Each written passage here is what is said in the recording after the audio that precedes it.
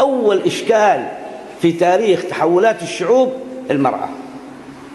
التفسير اللي تحفظوه هذا عندكم هذا شيء ثاني ينفعكم في جانب آخر، لكن هذا الفقه عندما نفسره بأن النبي أعطي جوامع الكلم، وأن من جوامع الكلم الإشارة، وهو يشير إلى أن تلد الأمة، وبعضهم يقول الأمة الجارية اللي تأتي من طريق العبودية. يا أخي كل النساء أمهات، والمرأة يطلق عليها أمة، ولما توقف عند القبر تقول يا أمة الله، وكل مرأة تسمى أمة الله وأمة. كل النساء يطلق عليهم هذا الاسم، اسم مشاع في المعنى العام. بعدين في التخصيص يطلق على الجارية أو المتسرة أو أم الولد.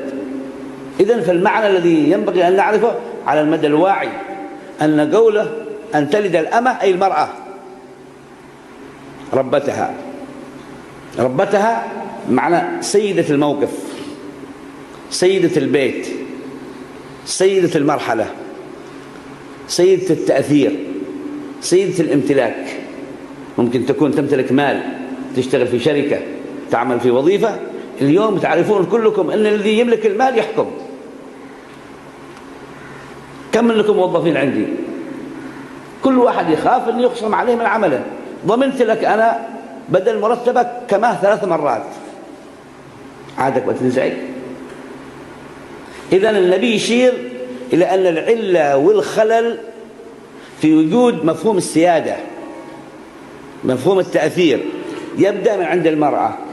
أن تلد يعني أجيال تأتي عن طريق المرأة تحمل مفهوم التأثير في السيادة الاقتصادية، في الضغط على البيت، في من يدفع المال، في من يقوم بالأسرة، فتنقلب الموازين.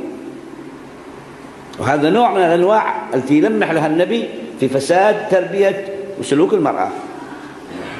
واليوم التحدي بيننا وبين إبليس على المرأة، ما هو كلكم، بين اللي يفهمون بس، وأما بعضنا قد باع في السوق. أنزل المرأة وقد أعطاها يعني سوء الوظائف. إذن أن تلد الأمة ربتها. ثم قالوا أن ترى الحفاة العراة العالة رعاء الشاء يتطاولون في البنيان.